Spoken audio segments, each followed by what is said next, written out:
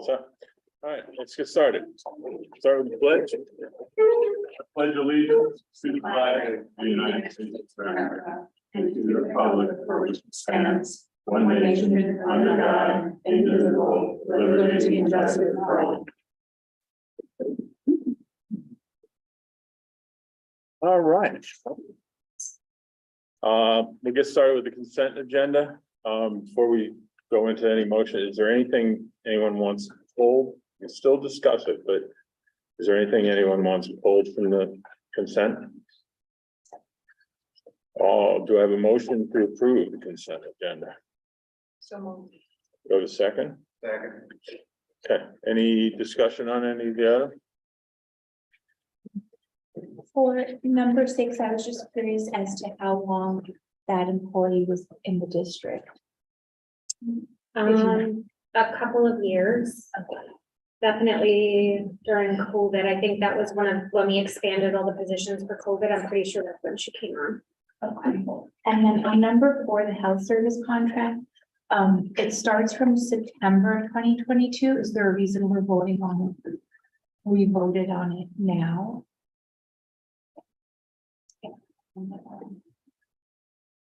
So the health service contracts, it's every district charges back for students who are attending private schools within their district.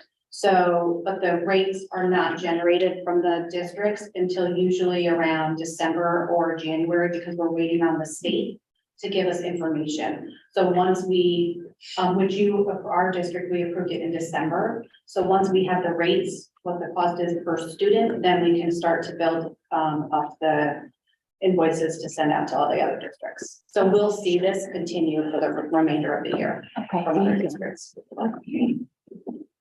Anyone else? All in favor? Right. Aye. Any against? All right. Project. Project update? That me? Yeah. Okay. Sorry, just like I need 1 second to pull up my file. Basically, the short version of the story is our capital project, our 100K capital outlay project for the phase 2 of the middle of the Millbrook High School vestibule construction. Bids came back. We had 2 bidders, and they're both well over the $100,000 threshold. I can give you the exact numbers in a moment, but if you remember, the original scope of this project included exterior concrete sidewalk repairs. So when we bid the project, we pulled that out and had it listed as a project alternate, so that if we came in over budget, we could probably remove that scope and hopefully get the project done. The base bid, just the vestibule completion, is over budget unto itself. So at this time, unfortunately, we have 2 choices. We can put the project out for bid again, modify the scope, reducing scope, or we can choose to pay the firm who designed it for their work thus far and send them on their way and consider this for inclusion in a November referendum for future consideration. We could actually list it as its own proposition if we wanted to accelerate it. But that was something that I would confer with BBS, our new architects, to see how they feel it should be packaged and presented. Theoretically, we could put it on the November ballot. Just as a refresher, this was proposed for spring break. So we don't have time to rebid it. And again, I mean, some bidders felt that the timeline was a little bit aggressive, although we had 2 bidders that felt very comfortable with the timeline.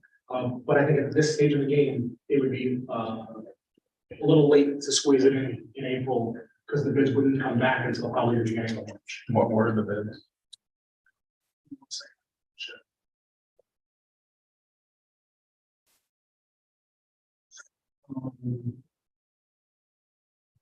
Desktop and it was, I think the low bidder all in was about 109 cents. The exact right now. And how many of the companies that you heard from felt that the timeline was over aggressive? Just one. Just one. Just one. So it was, like I said,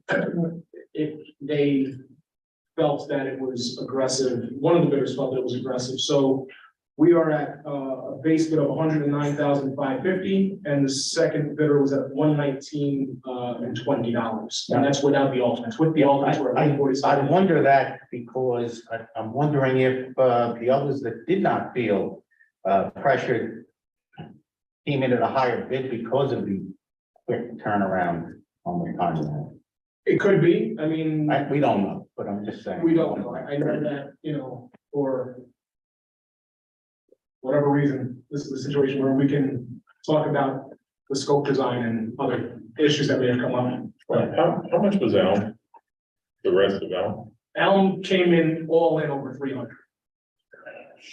This would have been just about 2 without the concrete work. It would have been about 220. I mean, the other option we have is to put, because those are, they're safety and security issues. We do have it's up to the board, but we have the option of putting it, as a project on the May vote and then doing it over the summer. We could do that as well. We'd have to resubmit to SED. Oh, no, I'm sorry, we already have SED approval, so we could put this on the May ballot, for a summer timeline. Yeah, it I depends. mean, and as long as the voters understand that if we already have the capital, we're just asking for permission to spend it. Right, we would be adding to the authorization. So like right now, the challenge, and thank you for asking that question because it's important to clarify. The voters authorized a budget of $100,000. So even if we have money in other places, we don't have the authorization from the community to spend it on this project. And that's what that May vote would be. We would have to consult legal to check the language on what that might look like in terms of a referendum to either add money to this existing authorization or to have a brand new authorization. I don't know for sure how that would look. So round numbers, it's 5 to finish both projects. Forget the sidewalk stuff. It's 5 to finish both projects. We already have 100 authorized that, we could have spent on that. We have the money in our capital, whatever you call it, fund, Cap reserve. Yeah. capital reserve fund. I would just be hesitant to include Elm at this point, just because where we are at the greater referendum planning for November, and there's a lot of potential work for Elm that might overlap with this. I would be hesitant to recommend that right away. I think the high school, because of its condition and the projected scope of anything we might do, wouldn't involve this immediate area. So it's pretty safe to say we can isolate this onto itself. Elliot, this isn't something that can be done while the kids are there, right? At night or, Off hours, I don't know, what happens when you're doing a second shift scope is that you're really taking 8 hours of work and squeezing it into 6, because you need an hour to set up and an hour to break down everything. So they have to clean their mess up and leave it passable and safe enough for kids to go in and out and not mess with it. well, to Howard's point, I'm just wondering if it's worth going to the 109 and saying, hey, if we're not gonna push it to get it done spring break. What would the vote be if we can do it off hours prior to the end of the school year? Well, so we can negotiate price, but we cannot negotiate terms or contract scope. So I could say, do you want to shave 10% off your number and help us out? And they can say maybe, maybe not, but I can't offer them a schedule alternate that wasn't included in the bid documents. Okay. If we rebid it, we could rebid it with that. Might as well have a discussion with 10%, right? I mean, there's no harm, no foul there. All they can say is no. What did you said it's 5 to complete both? Well, if I remember, there's like 3 and Elm, say 2 up there, Oh. round 500, numbers. okay. But if we didn't include Elm, and we already have 100 authorized, I we see. still have to have, we can't do it, no matter what, whether we want it this spring or the summer or whenever. We can't do it without voter approval, we can't go over the 100 mark.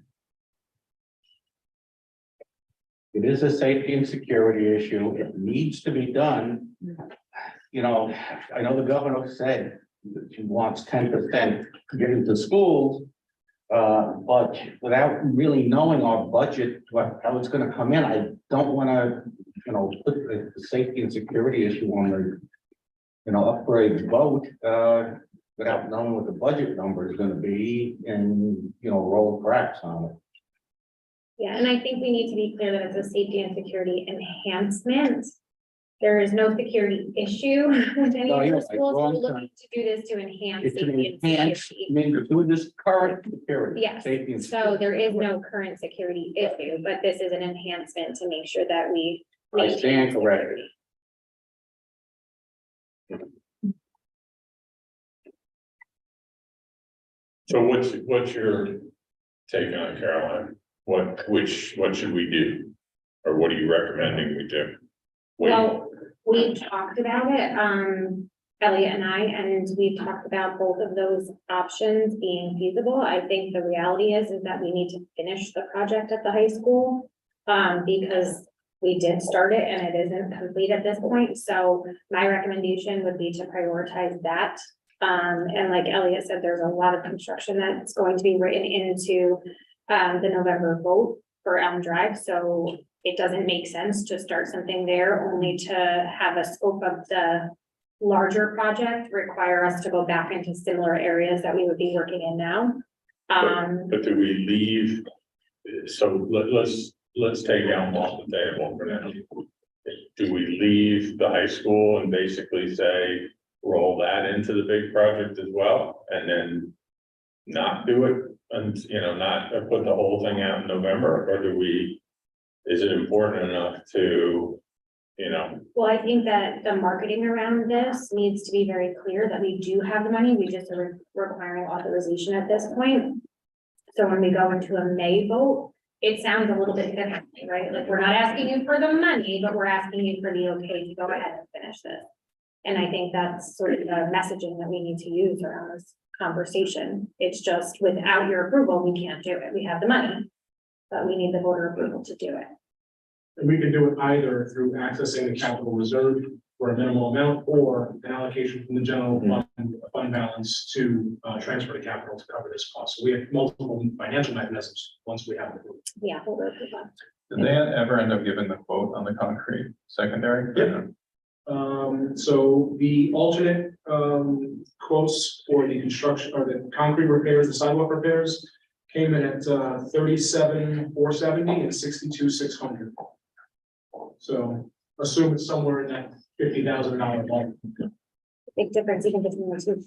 Oh, yeah, I mean, base bid plus alternate for the two vendors were 147 and 181, so about 35,000 apart.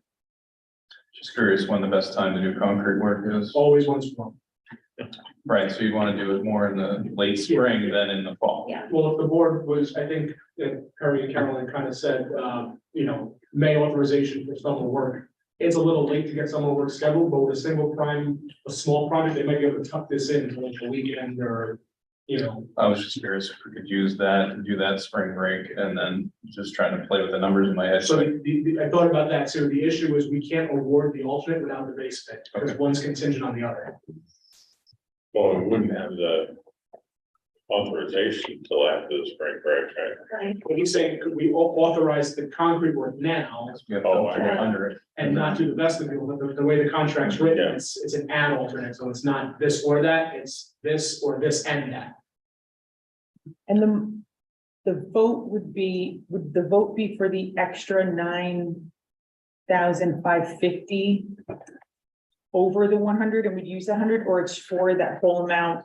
Again, I would confer with legal on how to write it, but we would be authorizing additional funds for this approved project. Okay. So we already have 100,000 in an account. Yep. And our base bid came in at 109,550. I would say with escalation and a rebid, we probably want to just add like 25 or 50,000 to that, like an up to number. Where the voters give us authorization to spend up to another 50,000. This way there's no question, we finish it, at least the vestibule part. I would rebid the concrete work again, just in the hopes that if somebody said it was 30, maybe, maybe we talk about that part later on and budget planning and we say, okay, maybe we'll do 75,000 and we'll try to do the concrete also. Okay. How long can we wait? Like, can we go down the path that we're gonna do this in May? The thing that worries me is I don't want people to say, oh, look at what they're doing. doing this big capital plan in November, and they're gonna come and ask us for that. They also just asked us for, why couldn't they just ask us all at one time? That's the messaging. I mean, can we, and I think that comes down to the messaging. Is if we have a strong enough story and a strong enough way to tell that story. To that people aren't gonna be confused by two different votes, one now, one November. I mean, of course, there is the vote, right, no matter what, but Right. that we're not having a special referendum in this one and then following a special election. How long can we wait while we sort of say, look, let's go down the path of getting it on for May? And then if it turns out the messaging doesn't meet the board's requirements or sound correct, that we could cut it and then do it in November. Well, so as far as the financial risk to the district, the project's authorized. So as long as we don't change the scope, we don't have to resubmit. Financially, we did propose it as a capital outlay project, which means do the work in 1 year, get all the aid the following year. By not completing it in the year following the authorization, by not completing it in this current school year, what happens is our aid will be amortized out over 15 years and not paid out up front. That happened to us with the first phase, honestly, because that went over budget too. So when we did the final cost reports, we came in at 107. And it was because of other change orders that happened after the fact, right? So we awarded the contract within budget, but then the change orders pushed it over the limit. And that unfortunately made our aid stretch out. So it just affected us in terms of how we get our cash flow back. That's kind of already gonna happen no matter what we do. So I think we do have some flexibility to approach the community and say, this project came in over budget. Are you willing to give us a little extra money? What I can do is, as we're prepping the budget, I think to Howard's point about knowing the whole picture financially is, we were not planning to propose a capital outlay project for 23-24 because of the November vote. So we could, in lieu of that, put 50,000 as an allocation towards a proposed transfer to capital in the general fund, vote for May, whether it's a separate proposition or it's baked into the one. Whatever the case, I can make a financial allocation. There's also another way we could do it too. It would mean we find out how the budget works, what numbers come in from Albany. Then put this up for a special vote, just the approval at a later, later date. I really don't know if we want to do that because that means another vote for the community. But I'm just saying that that's another option. So there are numerous options. We always have authorization to do 175 and 1, right? That's more of a historic thing than a legal thing. We've always just done it that way. But we have, based on previous years, we had the authorization, we could go forward with 175. What would happen if we just wait until July 1st? Use the 175 and just say, go do. Well, we're still proposing a project to the community. We just bake it into the Prop 1 budget. So Right, but I'm saying, we wouldn't have to have a separate referendum. If we're gonna use that 175 starting July 1st, we wouldn't have to have a separate referendum. We could cover the high school vote, high school budget. Yeah. And then, right? Yeah, I mean, like I said, I wasn't planning that because of what we're planning for November, but I could. So I could make the number whatever we want it to be. If we're looking at this and we're saying the low bidder is 147, we're figuring there's a potential for a 20% escalation, so we tack on another 30. We call it 75 just to be safe, and we say, all right, part of the budget proposal for 23-24 is a $75,000 transfer to capital to cover the additional costs of this approved project. However, we articulate that, and it can, like you said, it can be right into the proposition 1. Not a bad idea, materials may go down, labor may go up, but materials may go down, so it may be a wash and. We still have, Not be bad. we still have July and August Right. in the summertime. And then logistically, what we do is it's tight because a lot of summer work is already being planned, but we could, as soon as the vote, like voters authorize it on Tuesday, Mhm. on Wednesday, we can go out to, Right. publish the bid. Right. And, At least that would get the high school done. Mhm. We could get it done in the summer.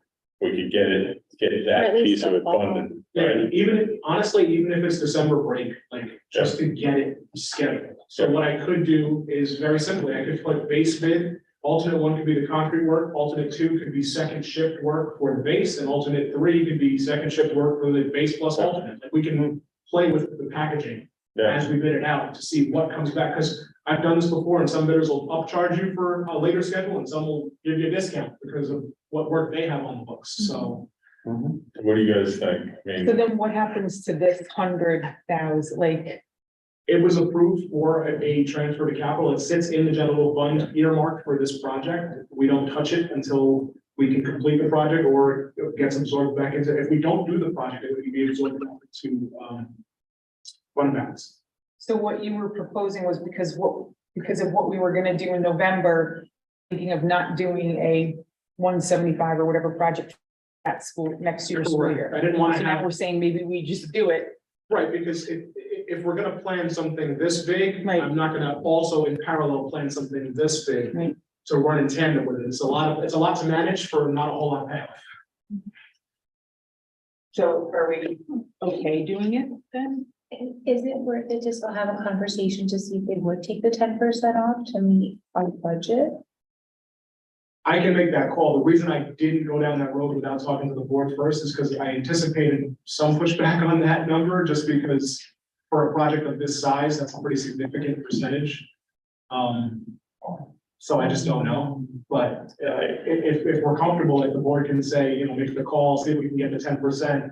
And if I can, we move forward, and if I can't, then we have this other plan, so at least we can have that plan B ready to go, and I don't have to wait. I mean, it's always worth a shot. Yeah, I was gonna say, the odds are low, but there's really no. So you're saying there's a chance? So our two options, if that doesn't work, would be to either add a little extra in May or add a whole, At the very, very basic, what are my choices? We're either asking the public to give us more money to do this right, or we're not gonna do that.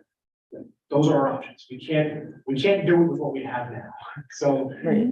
other than getting a discount from the low bidder, which I'll try, Unless they're hungry, and it all depends, you don't know. right, like, would you come in at 99.99? You know, short of that, I think our options are ask for more money or abandon the project. They don't actually know what the budget is, right? Unless they watch these. It's, I mean, because of the nature of this project, it's pretty straightforward. It was proposed as a capital outlay project. There's this legal cap on that at 100,000, so So they should know. they're paying attention. Yeah. They do. Hmm. So what do you guys think? I mean, can you, first of all, we need to run it through Julie to make sure that, you know, if we take money from here and add it to what we had and all that good stuff, that it's actually legal, we know how to.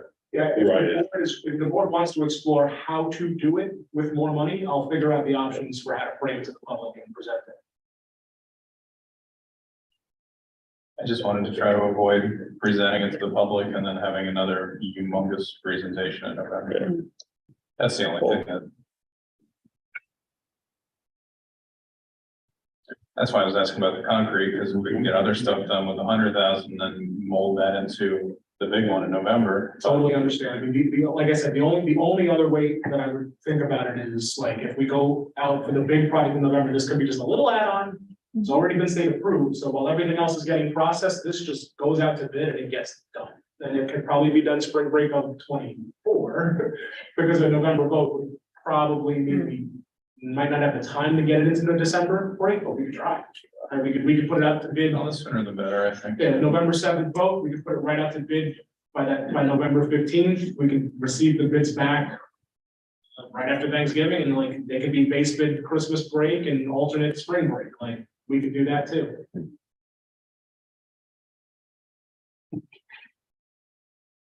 So I guess we have two choices, well, three really, but the two sort of normal choices would be to, you know, basically push it out to November. Combine it with everything else. In fact, we could even not do the side, like just basically have the 100K go back into our fund balance.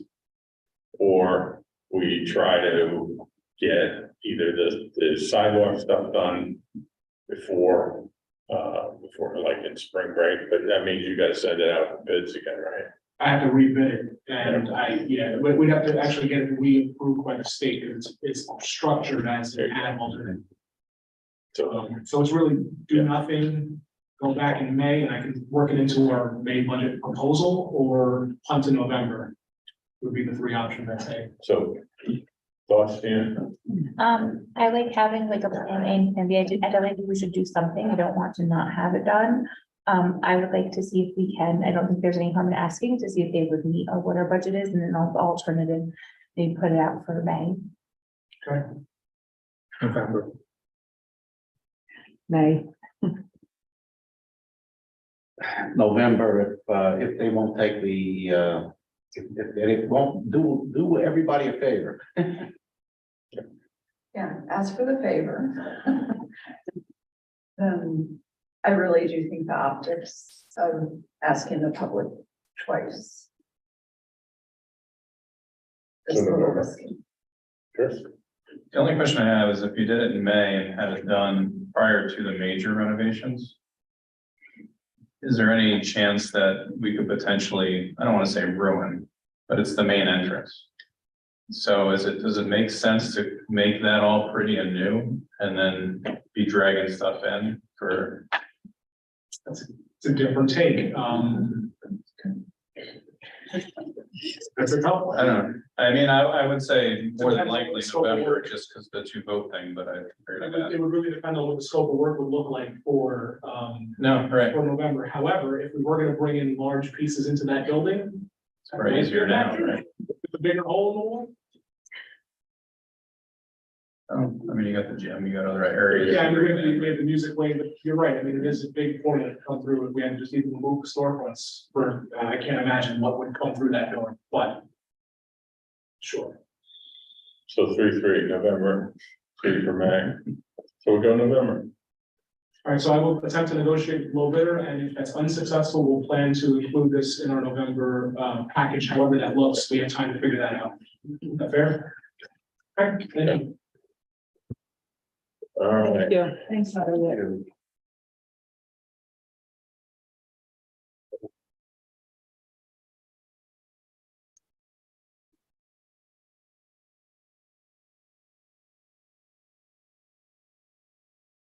Okay, next is new business, accept donations from the MEF. Do I have a motion? So. Do I have a second? I'll second. Do I have any questions or comments? Thank you. Thank you, thank I you. do, I'm sorry, I do have some questions. I don't know if this would be more to you, Chris.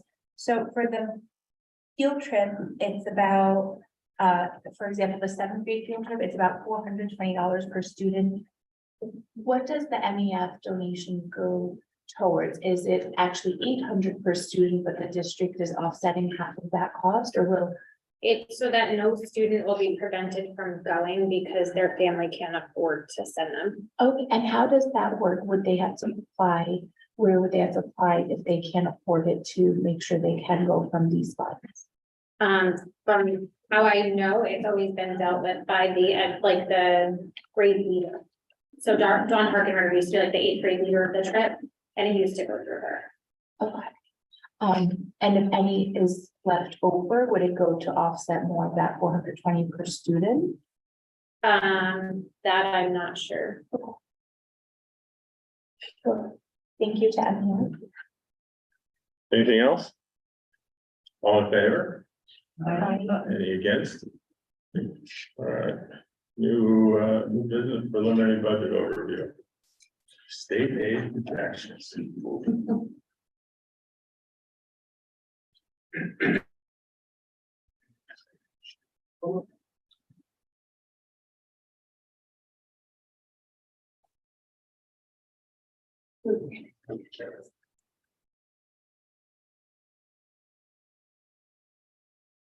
So one of the pillars of our strategic plan is all about sustainable practices.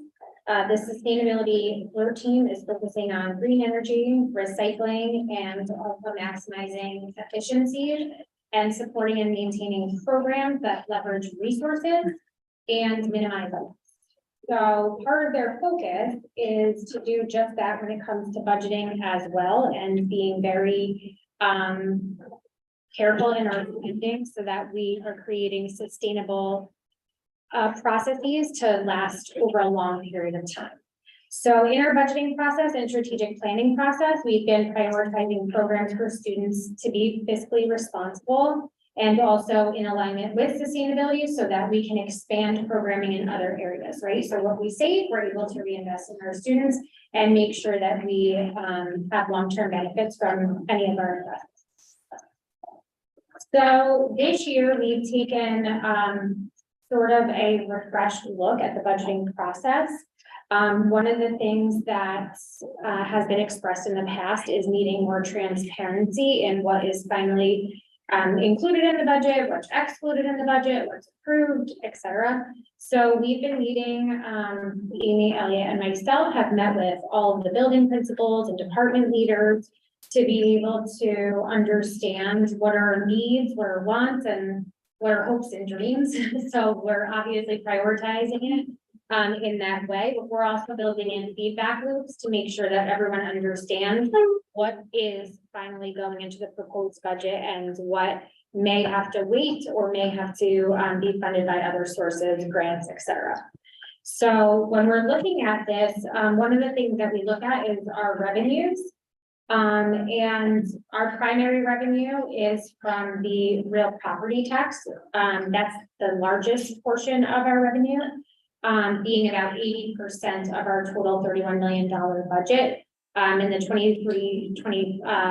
22-23 school year, approximately 80% of our budget was from the real property tax.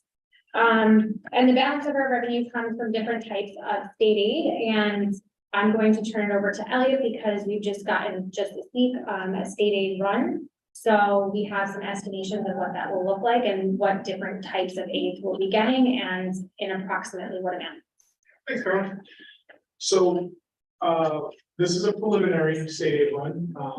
For those of you that haven't seen this for the first time or maybe remember, we typically get these numbers 3 times. We get the governor's proposal in her proposed budget, which is January, February.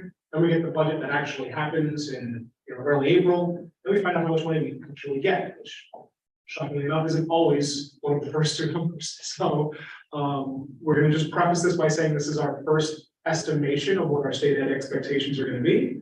We're still working on the tax or the overall budget in terms of calculating the tax levy. So it's challenging at this point in time to say what the levy is going to be. So we're really going to focus on what the aid numbers are for this conversation. Okay, so for 23-24, these are our estimated state aid runs. We're looking at foundation aid of about 2.9 million, a universal pre-K aid, 280,000, BOCES aid of 674, high excess cost aid is 40,000, private excess cost of 69,000, hardware and technology at 1,600, software, library, and textbook at 77,000, 448,000 in transportation, including our summer aid, and building reorganization incentives at 476,000, high tax aid of 83,000. And a high impact tutoring set aside of 100,000 that's not configured into our aid projection directly. So setting that 100,000 set aside, our state aid projection is looking at just over 5 million for the year. Just to give you a little bit of context, we created a spreadsheet that compares 21-22, our current year of 22-23 aid received. And how it relates to these projections. So you can see the chart on the board here for those at home that are watching, you see it on your screen. We have 2 columns to the right that really illustrate the percentage of change and the anticipated dollar amount changes. And I just wanted to highlight for a couple of things that are really going to be helpful for us. Our foundation aid is looking at a 9% increase. We're looking at just about $253,000 in additional foundation aid. That includes our federal aid that funnels through the state to the district. We're also getting a 100% increase in our universal pre-K aid. So we're projecting that our pre-K aid will double from 140,400 to 288,800. Also a 30% increase in BOCES. We do have a BOCES meeting scheduled, so I curious to know what drove that BOCES number up before we, can really commit to expecting it to happen. And the other one, the other big one that came down was the transportation aid of 44%, which is fortuitous for us because our transportation contract went up just about 26% year over year. So, some of this is going to be very helpful in absorbing some costs that we did not anticipate this year. As the board knows, we had some unforeseen costs pop up in 22-23, and that transportation cost projection is just something that we're seeing coming for next year. So all in, we're looking at an increase of a total aid of $723,545. And in addition to that, a high impact tutoring set aside of $100,000. Yeah, and the high impact tutoring, we don't have a lot of clarity on that, but what we do know is that that's only anticipated to be a one-time payment for the 23-24 school year, targeting that reading and math, again, to close the learning gap. So, we don't expect to see that in future years, but that's the $100,000 that we're projected to get at this time. So that's what we have for you. I'll leave the chart up if there's any questions or anybody. Question? So the final version, well, I guess the final version doesn't come out till whenever they make the final version come out. But it's like late April usually. Well, the state's fiscal year starts April 1st, so we hope that they do it on time and they let us know before their fiscal year starts, but that's not always how. It's usually a week after they finalize. Right, so we're gonna be adopting our budget based on these estimations, and hoping they don't change a whole lot. But what I will do is, we're gonna keep showing the board charts like this, and I'll add a column for the expected and then the actual, so that if there's any delta, we can see it and discuss it together. We're really trying to make this a very transparent process this year, and thank you everyone for driving this. Elliot, does this include the expected percentage increases that Governor Hochul announced? I believe it was yesterday. Yes, these are all based on, so when she presented her proposed budget in January, and she said, I'm gonna give X dollars more to schools. This is our piece of all those extra promises that she's proposing. Pardon? You did that so quickly. I didn't do it, I just processed it, but we received it between February 2nd and February 3rd. We got flooded with various draft versions of these documents. They just hit the state portal today. But from our local legislators and from our financial support, we got a little bit ahead of it. We wanted to get it in front of you folks as soon as we had it. Thank you. Anything else? Anybody? All right, thanks, Elliot. All right, the next piece was, I added to the agenda, which was to look at our meeting schedule, for April. Right now, our board meeting is right in the middle of spring break, which means, well, nobody will be here probably from the public. It puts a lot of burden on board members that are trying to use vacation. But we also have like just April is when we have things that can't be, we just can't like cancel the meeting. So did you guys have a chance to take a look at what? Yeah, so there's two concerns that we have in April. April 18th is the date that the Board of Education is to adopt the budget, the actual budget that will go out to voters. That's April 18th. And on April 25th, that is our vote vote, I believe. Yeah, so we have to have those two meetings. So that's difficult to move either of those. If we move the April 18th meeting, if we were to move that up a week, that's taking a week away from the business office, their ability to finalize that budget. And as Elliot just mentioned, we'll be patiently awaiting the realist numbers we can possibly get prior to putting the budget out. So neither one of those dates is really easy to move. What about if we had it on the 18th and the 25th? The 18th and the 25th, I mean, it would be fine to do the 18th and the 25th. It's just that they're both later in April and only a week apart. That's the only issue. So what are your thoughts? I mean, we can keep it, I mean, we have to meet for a short meeting on the 25th. We're basically voting. And then the regular meeting on the 18th. Should we do 11 and 18 and 25? Or even 4 and people do the best they can to get here, or get online for the 4th?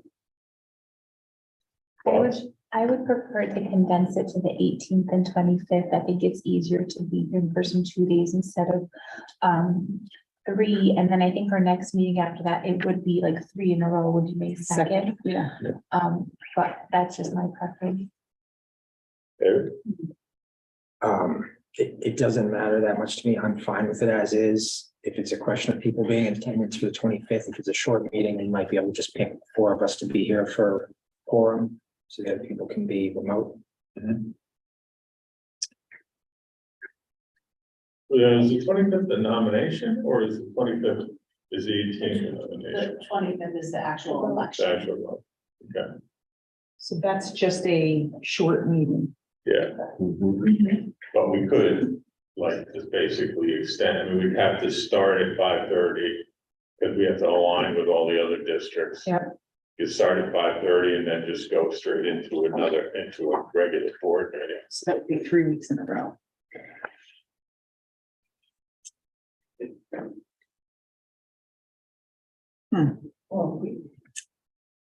Yeah, because it would be the 18th and then the 25th, and then we have one on the Right, and then second, the- yeah. And then, And the second is our budget hearing, so yeah, that has to happen. Right. Can't move the 4th back. can we? Okay. I know that you're gonna have back to back in March, but it's better than 3 in a row. and is that, Yeah. March. We can move the 21st to the 28th of March. So that pushes that out, closes the gap between those.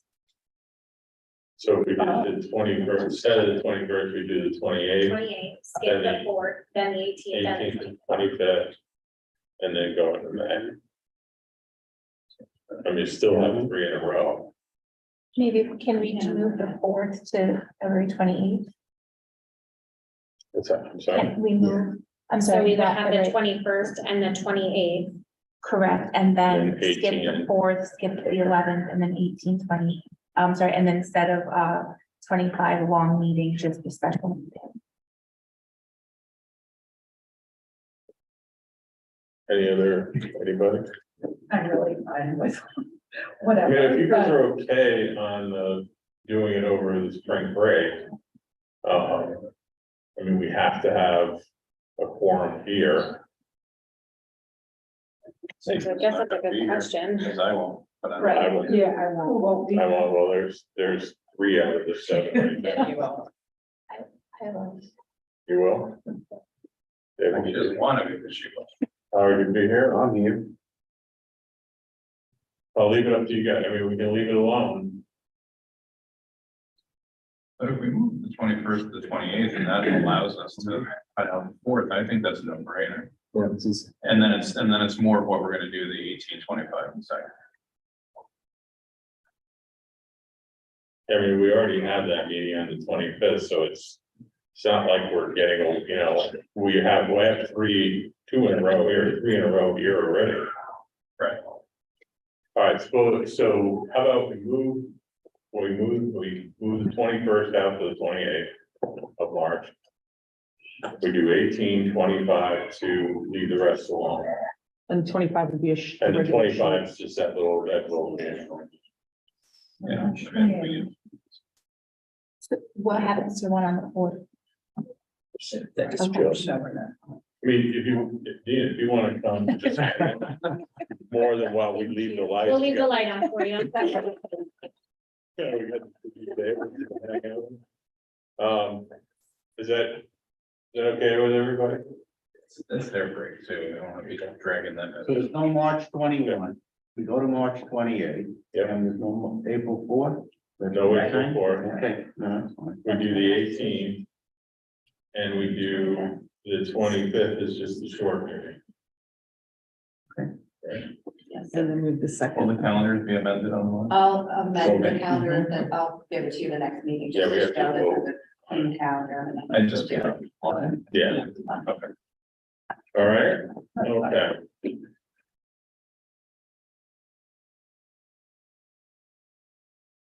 All right, President, Vice President report, couple things,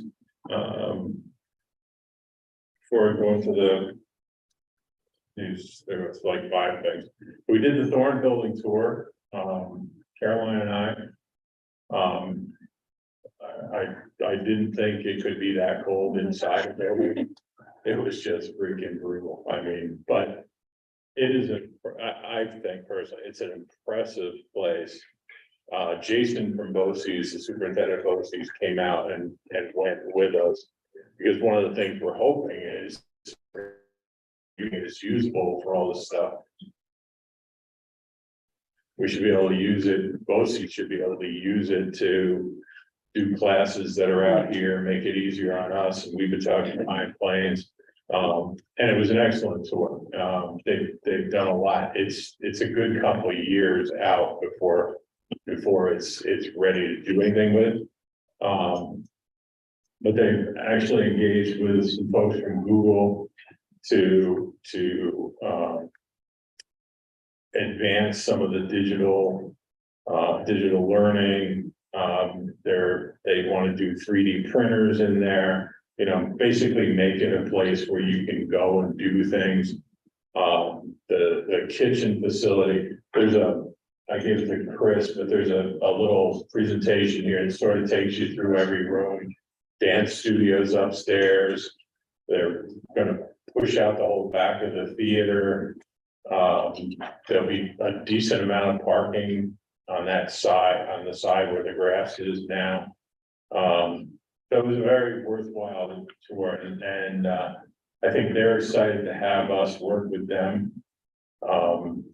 Probably schedule a workshop with them, you know, sometime in the next 6 months to start looking at things that we want to do from a district standpoint and find out if it's stuff that we can utilize that space, like they're gonna do this culinary space. You know, can we do, Arlington has a culinary class built in, but we don't because we don't have the facilities. We could use those facilities to do some of that. There's just a lot of potential. But it's got a long way to go, so. Carolyn, did you? Anything other than being cold as hell?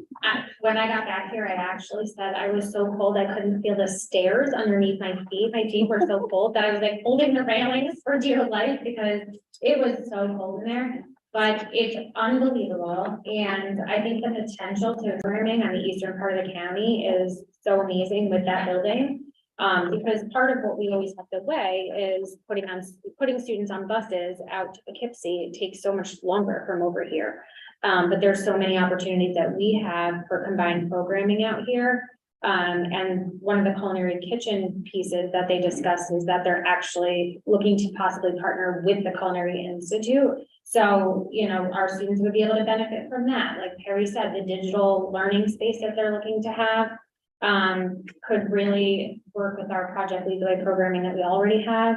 And the one thing about the theater, so BOCES is looking into, I forget what they called it, but it would involve like sound engineering, so like recording, engineering, like trade, and then the lighting and all of that, so everything on like the back end of the theater. BOCES is looking into a program with that, so this could potentially be a site for something like that. I mean, there's just so many possibilities of what we will be able to do, so we are gonna meet and we're gonna take them to the new BOCES facility so that they can see, the community partnership can see out there. So we aren't duplicating things, but we can expand programming and benefit, you know, the region. And hopefully we can even look into some program, you know, yes, the building won't be ready till 26. But are there programs that we can get started now with, say, temporary space that could then roll into that facility when it's ready? There's just a tremendous amount of potential. I want to say thank you to Mr. Whalen, to Mr. Thorne, and for taking our interests seriously. I think it has a tremendous amount of potential, and as we go, it will probably have a short-lived subcommittee at some point to figure out what we, looking at what's planned for programs here and what we could do with that facility moving forward. As well as, if they do move the band shell down to Halcyon or to the lawn, what we could do, the concerts we could have there. I think it just has such potential to bring Millbrook Central School District, the village and the town together. So anyway, it was really good. And we'll do more, hear more soon. Dutchess County School Board Association was last Thursday night. As I told you guys that, plenty of us were surprised by the Dutchess Community College thou shalt pay decision. They have made some concessions, and correct me if I'm wrong,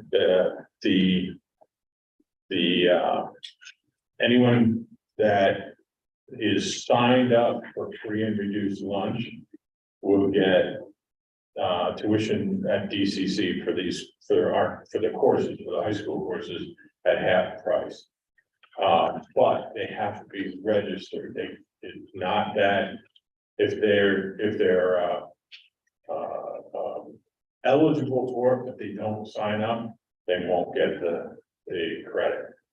Yeah, we're sort of assuming that's where it's gonna land, but the county is also taking more direct interest in this, and hopefully they're going to find ways to hopefully fund some of it. But that was primarily the stuff that actionable stuff at the Dutchess County School Board. Wanted to, so I forget now. Somebody made a change to or some updates to the free and reduced letter. To me, it looks great. I don't know if anybody else, but did you want to say anything about that, Dan? Yes, thank you for the feedback and edits. I had corrected that, and I think I had sent it back to Cheryl with those corrections. And I like that. I think from Cheryl had a condensed list of articles as reference that we're going to be adding as well, with more information why this really would work and benefit students. Sure.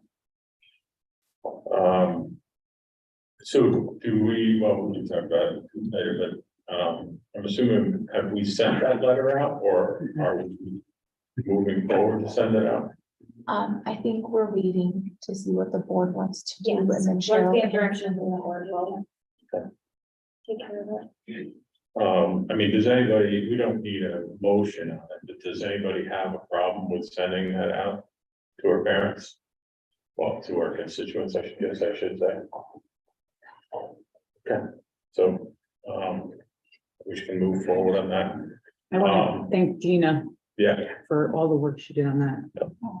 Thank you both. It was really, I just kind of sent like, no, she did a lot of it, and it's really great, so thank you. the BOCES tour, I hate to admit it, but I completely, I didn't get home until the night of the last one. So I never got to go to the BOCES tour. I don't know if anyone else did. We sure did. Did you? Beautiful.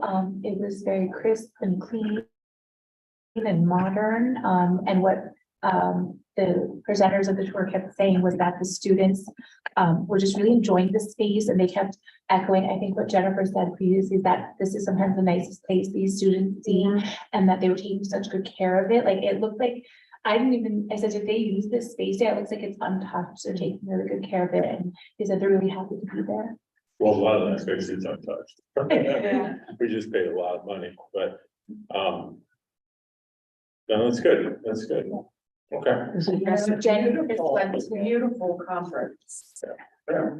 The colors, the lights, Mason was there on the tour and said, you know, this is your space, you can, you want to change up our environment or something. So you're suggesting we move our board meetings to post, no? Well, the public can be sure not to. Our retreats. A retreat or. Yeah, retreat is a good ad.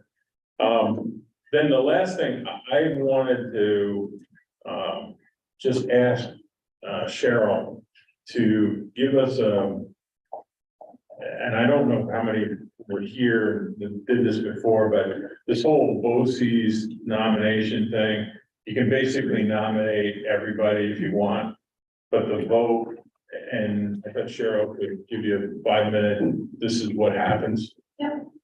So just like our own election for board members, they're nominated and then there's an election. So the nominations have to take place before March 21st. So it'll be on one of our upcoming agendas where you're going to nominate. So there's 2 open seats for them, one from Beacon and one from Millbrook. You can only nominate people from those districts for those seats. Both of the people who are currently in those seats are running again. Tom Hurley from Millbrook is running again. And I think it's Mr. Real from Beacon, and he's running again. So unless there's someone else that you know of, or if someone else sends us a letter saying I'm running, you can nominate those people. So that has to happen before March 21st. Then that vote actually takes place on April 25th. That's why we have to have that meeting. It's required by law that that's the date. And so whoever was nominated, we will get a list of those names. And then you'll take a vote, and you can only vote for one person to fill the seat. So that's, you know, and then whoever wins that for us, we'll send that in over to BOCES and let them know. So that's how that works. It's similar to ours, but it just feels different because you're doing all of it. So. Okay. All right. Thank you. And that, I think that's all I have. Yeah. There are the lawyers in the room. You always have to do that. Okay.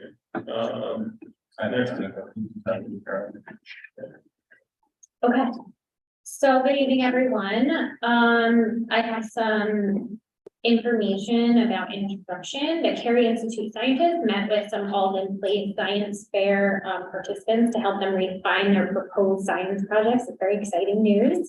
Alden Place and the middle school actually both had anti-bullying assemblies, and the presentation for the high school had to be postponed and rescheduled. I believe it is on the 13th. Because the delay day messed up the scheduling, so we had to push it back. So Ray Smith House will be doing that presentation for the high school, and that's also who did the Alden and middle school one. Ms. Volborg and Mr. Kirsch are working with counselors to create interventions for student absences. So we're tracking more closely students who are coming close or approaching that chronic absenteeism. So it's the chronic absenteeism is defined as 10% or more of school days as being academically at risk due to absence. So we're trying to put some early warning systems in place, and then obviously to intervene once we notice that a child is coming close to that. So Mr. Kirsch is working on that early warning system, and Ms. Wolfborg is working with the counselors to start really defining interventions and what that can look like, and how does outreach look, and that kind of thing. So sort of making it a comprehensive plan that supports all of our students.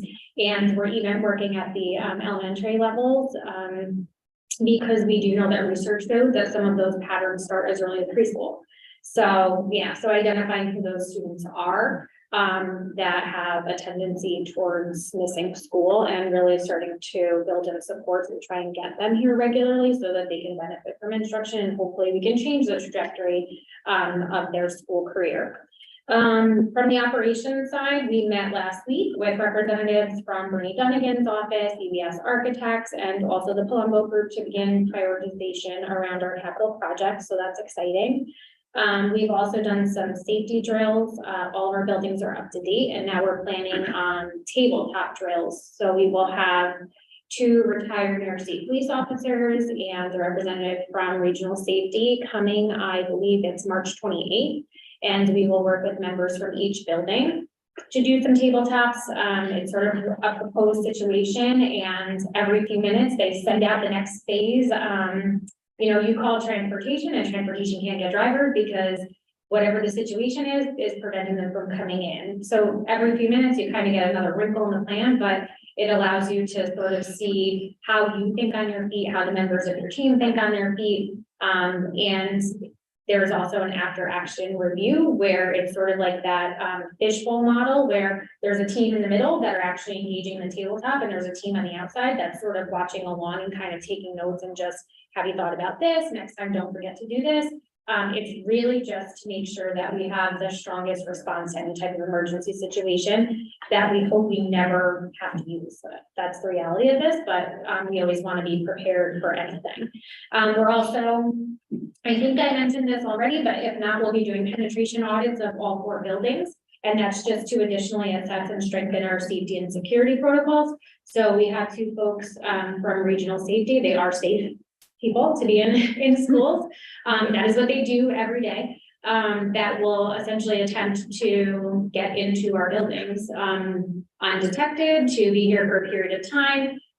They will let Deputy Freer know when they'll be coming on campus so that there's not you know, an overreaction to people that we've essentially asked to be here to audit our safety and security practices. But it's not an I got you, it's really just to make sure that our building is as safe and secure as we think it is. And if it is not, to be able to respond appropriately to make sure that we enhance the safety and security of our buildings. We had some exciting dances. I think this is such a testament of how things are going in our buildings, but Alden Place had the blowout for the blowout. 115 out of 170 students attended, which is amazing. That's an amazing percentage. And the high school also had a snowball, and 130 students attended that. So that's a pretty big deal for high school students who have a lot of other places that they could be, that they wanted to be there at their high school at a dance. You know, it was great to see the pictures. They looked like they were having so much fun. So that's really awesome. I don't remember a dance that well attended here in New York. That's really exciting news. We also had the Aldenza. At the time I wrote this, there was 16 performers, but I believe that in total there was 20. So we had some last minute folks sign up, and that was really awesome too. So grade 3 students attended the annual Sharp Reservation trip on Friday. Unfortunately, that trip had to be altered from previous years. So they haven't gone in a couple of years because of COVID, but then the typical orienteering, outdoor survival skills, and planetarium experience had to be changed to, I believe it was paper making and planetarium experience because of the weather. So the extreme cold did not allow them to be outside for an extended period of time. But they made a great day of it and were able to still go on their Sharp Reservation trip. Mr. Lipka, this past week had Alden Place Awards where he had students gather in the APR and acknowledge students who modeled outstanding character, and he defined what each of those things meant, and then acknowledged those students. He also acknowledged students who participated in school activities, like those that were going to be in the theater performance, and students who were in band and chorus. So a wide variety of students were able to be acknowledged that day. So that was awesome. And there was a lot of recipients of those awards. So congratulations to them. The middle school also honored their students of the quarter who are listed in my report there. And the Scholastic Art Awards winners were highlighted on our website. We had a ton of winners. It was so amazing, from all different categories. So, and we do year after year, our program does such an awesome job. And then I believe the students went to New Paltz last week on, I think it was Friday night. So there's an official recognition ceremony for the Scholastic Art Awards in New Paltz as well. So, lots of really great stuff that's happening across the district. And as I had said, we have the budget process well underway. Mr. Garcia and Ms. Burhans in the business office are working with, Ken Crowley, who's been mentoring the team through the process since it is, the first time this team is going through it independently. So he's been a really great asset and we appreciate his help. And then the last thing I have for you, the last couple things is the healthcare worker bonus. We had mentioned it a while back. It was a bonus that was provided to healthcare workers, and that's defined very specifically who that includes, but it's not just our school nurses. So it was for the period of time during COVID where they were basically going above and beyond in different realms. And that first payment is due to be direct deposited for those folks on February 16th. So it's sort of been a long process. Alex Chanelski did a great job going through all that paperwork, which was about as clear as mud. And now these folks will be getting their payment in just next week. So that's very exciting. I did also mention on the Millbrook Minute and send out information about 2 warnings that we've been getting. One about extortion over social media. So the Dutchess County Sheriff's Department has given an official notice to the county that this is a problem. It is an ongoing problem. So as a public service, we just want parents to please speak to your children about who they're talking to on social media. My opinion is keep them off of social media, but if they're going to be on social media, make sure you are educating them to be able to use it safely and, you know, keeping them safe, keeping their information safe. People are very tricky on social media. You know, they notice the color of a jacket you're wearing and they say, oh, do you go to this school? And you say, no, I go to Millbrook. And at least you've now given them a geographic area. They can predict, you know, based on your age, maybe which school it is. They're very crafty in how they do these things. They befriend youngsters, you know, adolescents. And before you know it, they're asking for whether it's inappropriate photos or meet up with me, whatever it is. And it's a problem in Dutchess County, so it's something that we're going to keep giving information about. As you know, we have the internet safety presentations here. We'll continue to plug the messages in the school, but you know, parents also need to monitor and speak to children as well. And then the other thing is that we were shared a resource, child exploitation and how to keep your children safe. So we did put that out there on the Millbrook Minute. There's a bunch of different resources about signs and sort of warning signs and who's most likely to be a victim and that kind of thing. So we just want to make sure that you have access to all the information that we have so that we can all work together to keep our kiddos safe. And that is all I have. Thank you, Carol. Absolutely. I had a couple questions. Thank you for this great report. I was curious for the not stipend that they will receive for the medical workers. How many employees approximately will be receiving that and approximately what amount, if you're aware? I don't know the answer to what amount, but I believe it was our nurses and our psychologists. Okay. In the first round, I think that's all that was included here. Okay. And I'm just moving up. And for those who didn't attend the talent show, it was wonderful. I would pay good money to have seen that show. And it was wonderful to see a lot of the community who didn't even have students in participating in the show to come out and support. It was very moving, the atmosphere. And for those students to have that confidence to get up there at that age was just unimaginable. So props to them. It was really great. And then my last question is about the chronic absenteeism.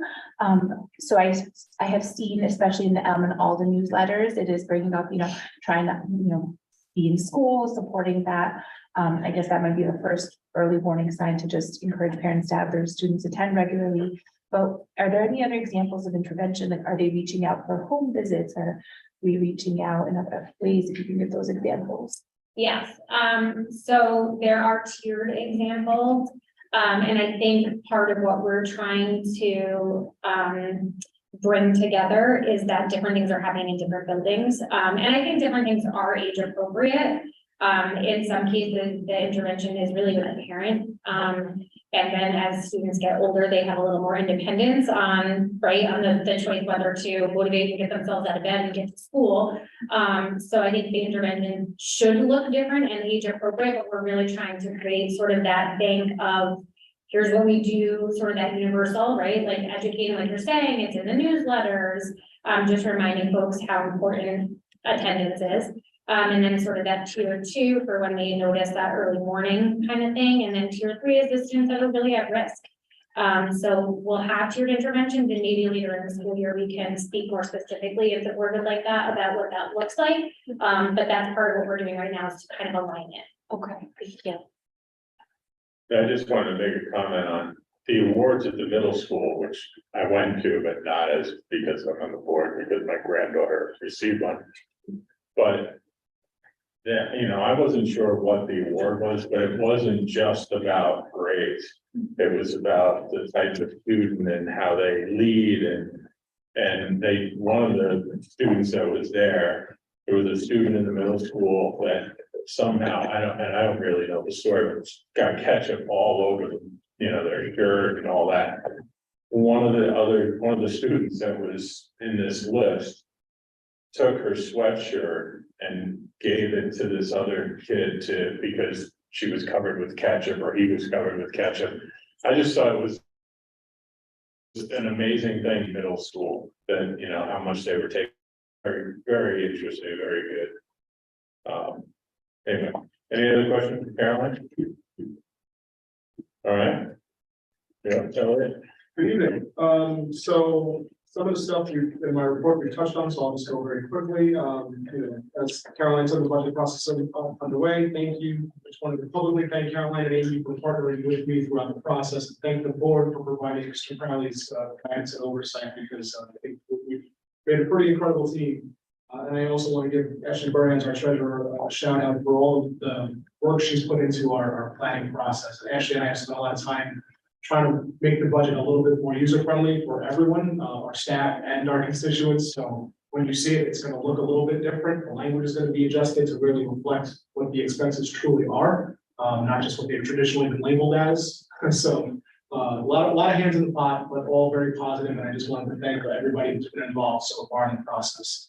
I also wanted to just say that we are finally fully staffed in the business office. Our new account clerk, Amy Cross, will be starting on Monday. So we're excited to have Amy join our team, and now we can finally have this office fully staffed and operational, and back to business as usual, I guess, as best we can be, and we haven't been since probably pre-COVID. So it's been a grind, but we're excited to have Amy join our team.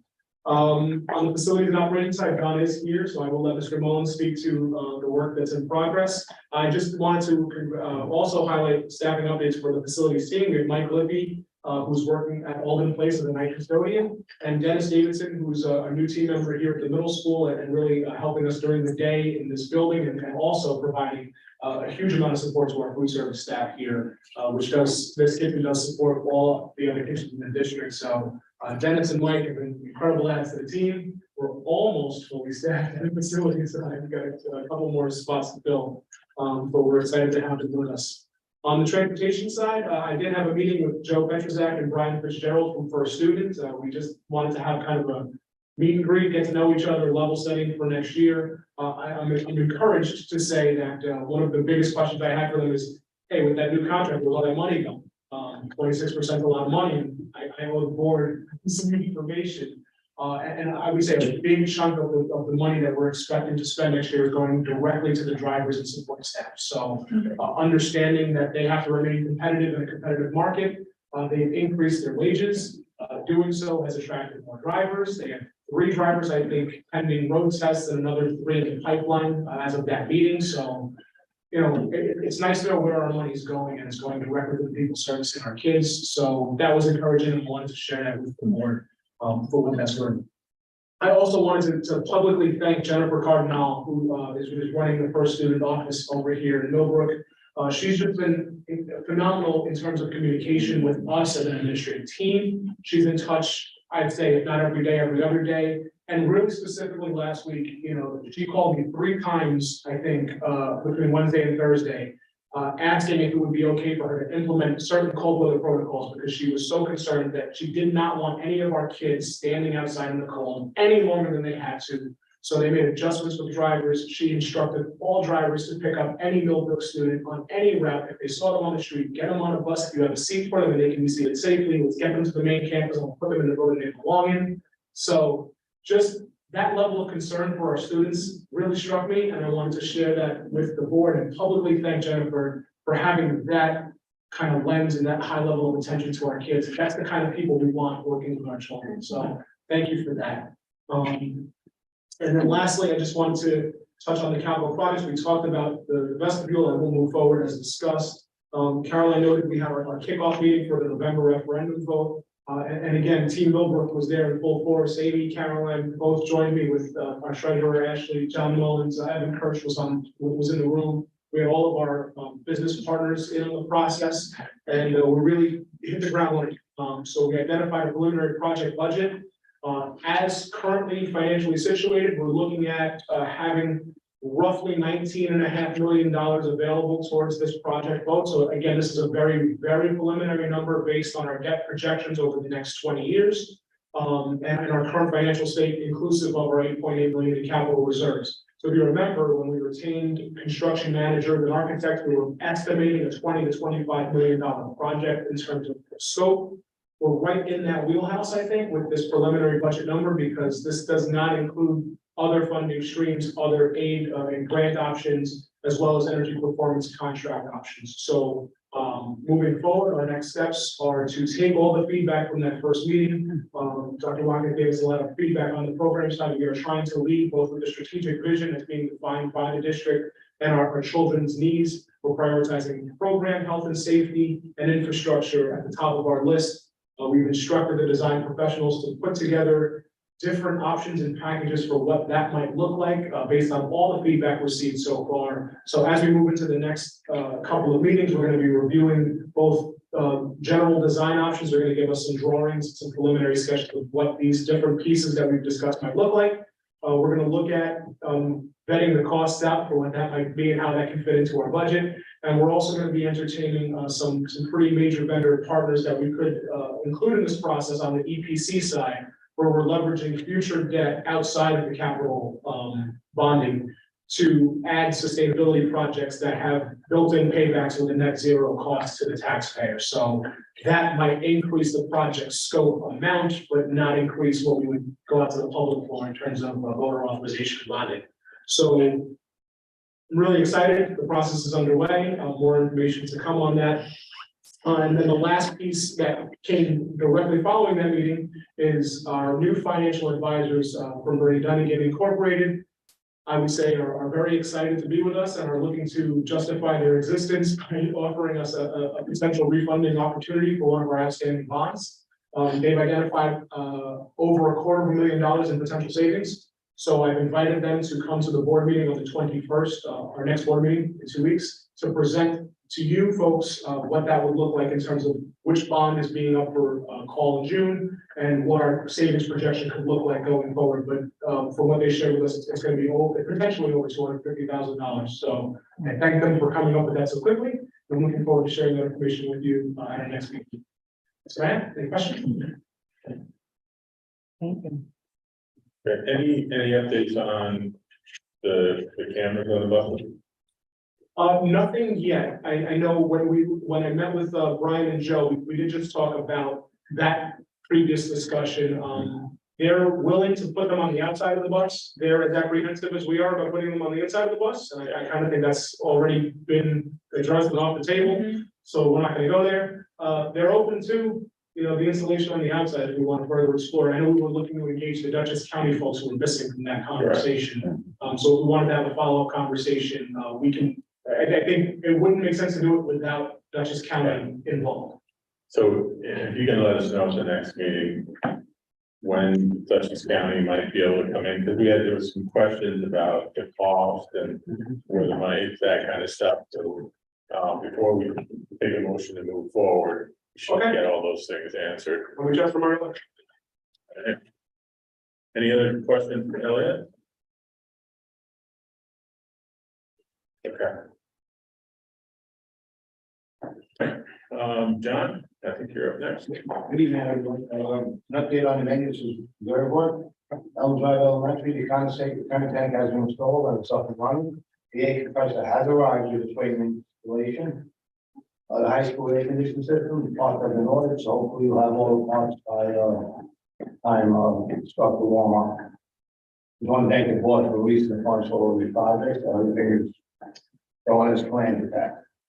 New camera installation is in process at all of them, the middle school and the high school. I believe they're all physically put up already on the inside of the building, and the exterior of the building. We're just waiting on the cameras for the light poles in the parking lot. And maintenance, we run the electric up the pole instead of hiring contractors, we'll do those stuff. We facilities purchased a new key cut machine and installed the locks in the administration wing. So now facilities can cut keys, we don't have to go out to hardware stores and try to locate the special key, we can cut them all off, so. Or maintenance staff has been trained on working the machine. At Elm Drive, all the some carpets have been shampooed, we purchased our own carpet shampoo instead of renting one. All class from new events have been serviced as part of the preventive maintenance program. At the high school, at the principal's office, we relocated the ice machine from the middle school boys' locker room to the high school snack shack, and we ran new plumbing lines and drain lines. It was in the locker rooms here in the middle school for years. They said they could be moved. We took them out, we moved them, we ran new plumbing lines and new drain lines. And this way they're locked up and secure, they're just sitting in the locker room, kids can do anything with it. We hung up all the new sports championship banners in the gym, high school, so the parents can see the banners. Is one right here.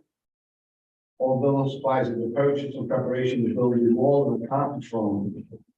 To create two guidance talks during spring break, that's what the principal wanted, he wanted the principal's office to build, conference room. Wants to put that in head, but we'll do that up front, we don't have to hire anybody for that. In the middle school, we located another ice machine in the girls' locker room, the sports training room in the middle school. And we ran from lines to drain line, that's right in front. At the third level outside, so it makes it a lot easier for the coaches to get the ice from the fields and instead of going into the locker rooms. We switched more lockers around. We had some lockers on the outside the general office. We took them out, or the third floor, and put the other one down. We put all the water, so it's done already. And conversion of blackboards to whiteboards continues. Especially buys the stuff and material, put it right up, whatever you bought is up already, so that continues to go on. And at all, we installed new LED lights, and we put drop steel in the principal thing. That's all I got. So how's the, I'm assuming you've had to go there. How's the new relationship with wherever we're getting our salt and sand? Is that working out? Oh, all it's right? great, it's been wonderful, it's no problem, it's just a little ride, a little longer than this, but not much, and it's all smooth. But they've got like everything in place for to bill us or whatever they need to do. Bills coming out every month on time. What we do is we go there, you get a work ticket or whatever we pick up, like six loads of salt or mix. And then I keep a separate folder for it. And the next month, the bill comes in and I check it, what we pick up. Everything up. How far is it? I would say it's about 20 minutes maybe. Okay, It's right up 82, you make it right on 55 going towards Arlington. yeah, It's right by the high school. okay, It's not bad. All we do, we take a dump truck, pick up a bunch of it and dump it behind the shop and we cover it with box. This way we have it on hand. okay. Don't have to do that much. So it's working out really good. Yeah, I'm glad you guys were able to solve that. That was, okay, very good. Question for John? I have one. So back in December, when we had the uptick in illnesses, your team had, right, sort of gone back to the enhanced sanitation procedures similar to COVID? Yeah, we started doing like we did with COVID. Yeah. We have these visiting guns, Mhm. so we go in the classroom, visiting all the desk, you know, I think because of chairs. So that's still continuing? Yes, Okay. as, you know, we get reports at upticks in certain schools. But the guys are definitely, every night they clean the desk down, and everything like them down, All right, that's ongoing. Yeah. Thanks. Thank you, John. All right, what we got next? Right? I'm not ready for you. There you go. All right, thank you again for the opportunity to share what's been happening in my world. So as you can see from my report, we continue to look at alternatives to our student information system. So currently we use School. We're just looking to see what's out there. We've had some snags with some other outside third-party vendors that we were trying to use for our MTS system, and some of it is just the full antiquated. And we are paying additional money to have third-party vendors write reports in order to get this party's report to go into the system. It's very cumbersome. So as we are having conversations along MTSS, chronic athlete absenteeism, I just had a conversation with Laura and Rick to see what products were out there different than what Mid-Hudson could offer us. And Synergy is that company that we were looking at.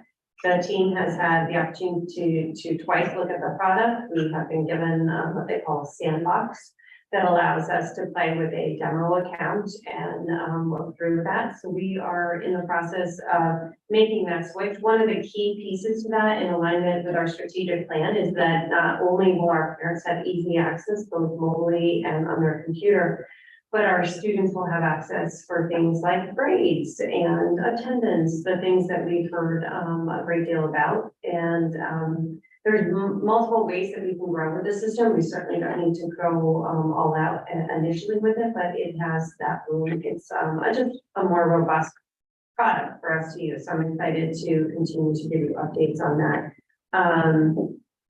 In addition to that, I just wanted to thank again, as we did at the Millbrook Minute last week, both our student and community advisory groups that work with education elements. We were really happy to have our students be able to share honestly some of their feedback. Because again, we're just trying to build a strategic plan that's reflective of the individuals that are in our district at this time. And some of the data that we had was from previous COVID or during COVID, so it's just not as relevant now. So we just wanted to say thank you. Instructionally, you've heard us talk about it on Millbrook Minute, but the win letters have gone out. So families should have received those from Elm Alden in the middle school. And for those that aren't sure, that's the what I need period. So it looks different in each building depending on the needs of the students. But we do ask if parents have questions to reach out to their teacher, not to hesitate to contact them for additional information so that they understand what's happening. We're excited to report that the Title I amendment has been approved, so we are very excited. That's where those decodable books that we've been talking about will be ordered from now that we have the approval. We certainly didn't want to order them, but the approval was there. So we're in the process of getting those ordered. The sensory walls that we talked about earlier in the fall for Elm will be ordered, so that's great input, sensory input for our students as they're navigating throughout the building. Our secondary teachers yesterday met with Ms. Holzberg and myself and both of the secondary principals to talk about an electives fair, which is something that we had mentioned, I believe, at a previous board meeting, but just trying to give students again and parents additional information on the electives that are offered. Because we are a small district, it's really an interesting combination of we don't have as many electives because we don't have as many students. So it's trying to build something that's just right for our students so that they can see, but also having really good conversation about some courses that may have been sunset, but previously approved by the board, and that is this the right time to bring them back? One of them being a bio health tech was, course that had been previously. Biomedical science. Biomedical, thank you, that had previously been approved and is, we have a teacher to teach it. So we're gonna be looking at alternating years too, so that we have the opportunity to, again, expand the offerings, even though we have a limited number of students, maybe we don't offer every course every year, but we give students access to, multiple courses throughout the 4 years that they're with us. Report cards went home this past Friday, so parents who have not seen those, they are available in school pool as well in the parent portal. But again, if you have questions, please don't hesitate to ask your child's teacher, they're there for you. I'm thrilled to say that yesterday, and thank you to Ms. Bell, she was on the school council advisory committee. Our council met yesterday to hear about the school counseling plan, so that I huge shout out to our school counselors and Ms. Wolfberg on their effort to update the plan as is regulated by New York State, establish goals. So that plan will be posted later this week, just for everyone to review how our student counselors are supporting our students. And also yesterday, I talked about the elective. And we have been working both at the elementary schools, specifically in the last department meetings. The Elm and Olden schools have been working on their ruler charters. So this is an opportunity for each of the buildings to really identify key terms, key words, that of what those expectations look like in their building and how they live up to those expectations, what those look like. So more to follow on that. And Mr. Kirk and I have been talking. He's been working with building principals as well as developing a data tracker to help us identify those students as they're not always the ones that are in need, but are they making progresses the way that we want? So that's another piece of the Synergy product that generates some of those reports for us, which makes it just in time, not just waiting for those 5-week interim and report card periods. And something that's not on my report, but I want to share it with you so that you don't have to wait 2 weeks, but the town of Washington replied to my request to have our students attend town court and work with the town DA. So I'm going to be sending that information out to our students, hopefully generate some interest. So I hadn't heard interest yet from the town of Unionville offer that we had. They, town of Unionville judge was interested in doing it. I hadn't heard the interest from our students, but I'm going to put that out there again, and hopefully some of our students would be interested in attending that. And there's definitely community service that could be afforded for that as well. Okay. Question? I have a couple, and one I meant to ask at a meeting yesterday. So the school counseling plan, is that, I wasn't sure if it had ever come to the board before. Does that need to be approved?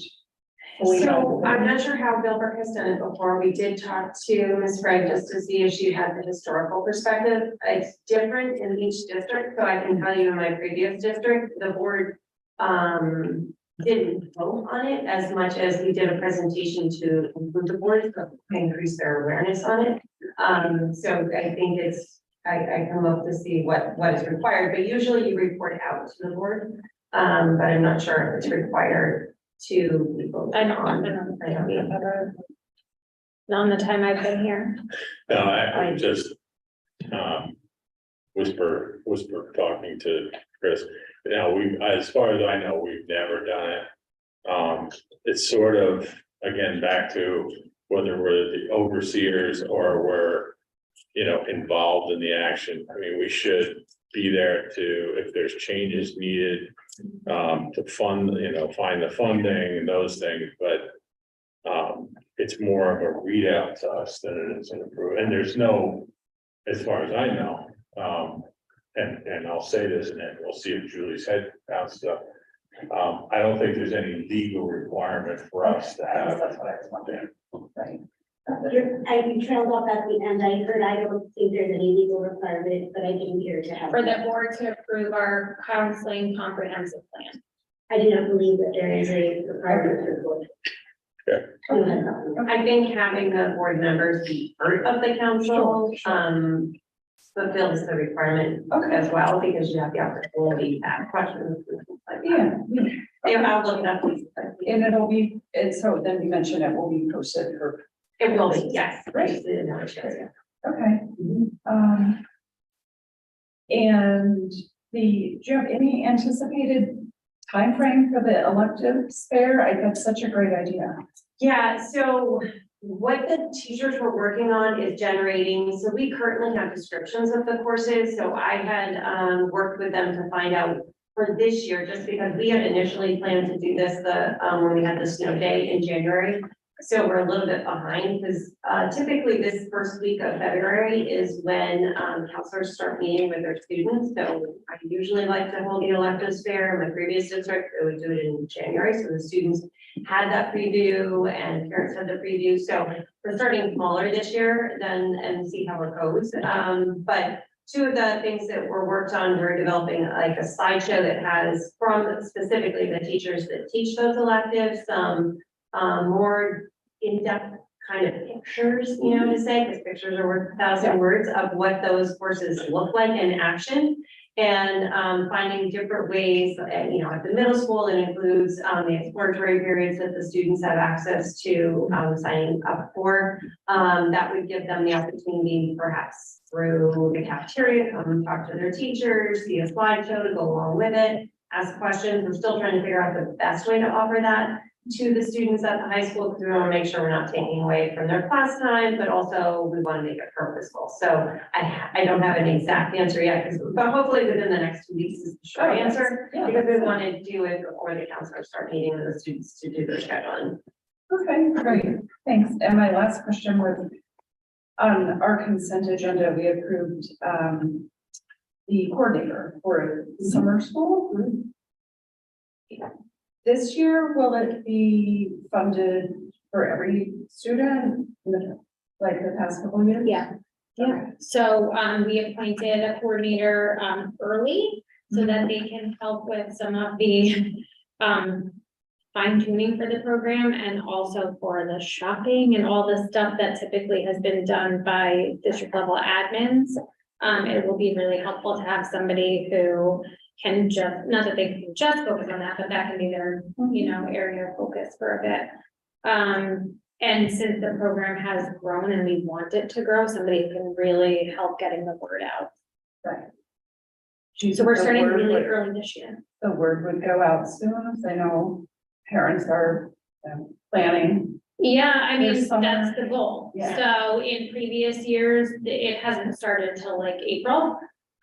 So we're hoping to get it out earlier because I think there's a lot more students who need that extra support. So hopefully if we can get information out, and then even we're hoping to go back to the model of students actually getting like a specific flyer from, like, say, the middle school. If they recognize that a student could really benefit, if they get sort of that personal touch, maybe it will pull some more folks in.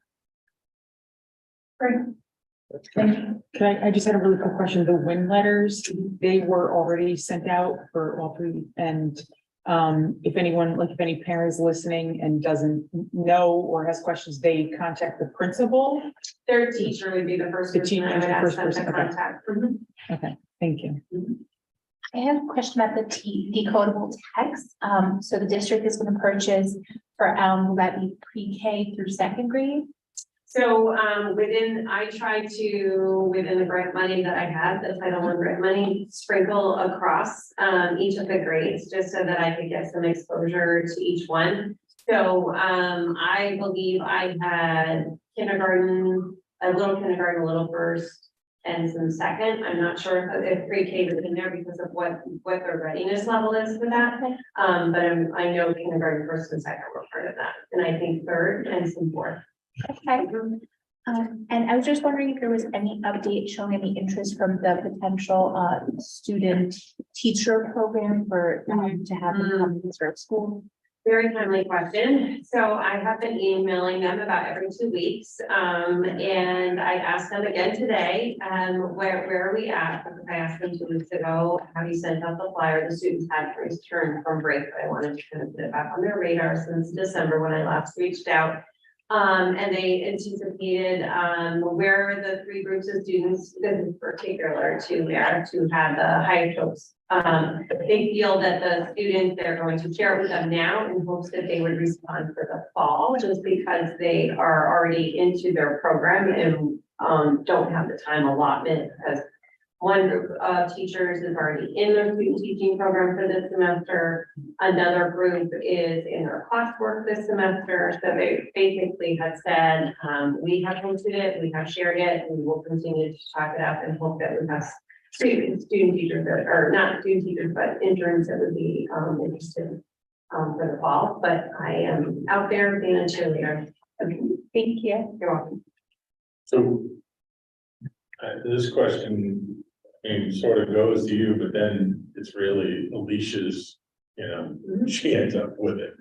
I mean, one of the reasons we pushed so hard for pre-K was because we believed, and I think we feel we knew, that it was going to make a big difference in students in the first grade and the second grade, to be able to see, I remember, and I don't even remember what the chart's at, but there was so much red at the beginning of kindergarten.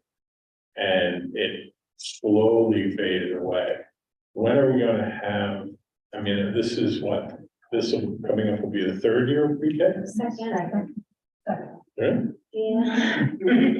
We just started talking about it like 5 years ago. This year is 3. Where Next, is Becky? right? Next year will be the third year. Oh, Yeah. no, yes, Next year will exactly. be. So when can we start to see? I Hey, have the data from the previous year. It was provided to be shared with the board. okay. I mean, I would really like to, rather than go through the data right now. What I'd like to see is, Amy, hey, look, it's working, it's not working, it's working, but it's not working as good as it could. Alicia says, I know how I can improve this thing and make those numbers even better. So to do it all as sort of one presentation versus, us looking at data and not knowing what it means anyway. Yeah, and I think the biggest piece is that lessons learned, right? Like our first year, we immediately identified a couple of things that were implemented for this year in terms of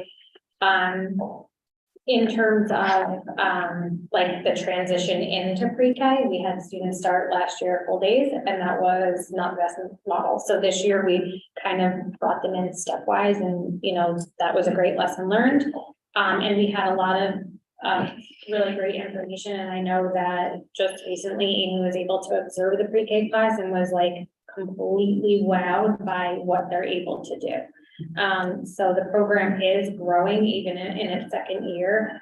And we have some amazing teachers down there. And like, we're really lucky that the 3 teachers that we have down there pre-K.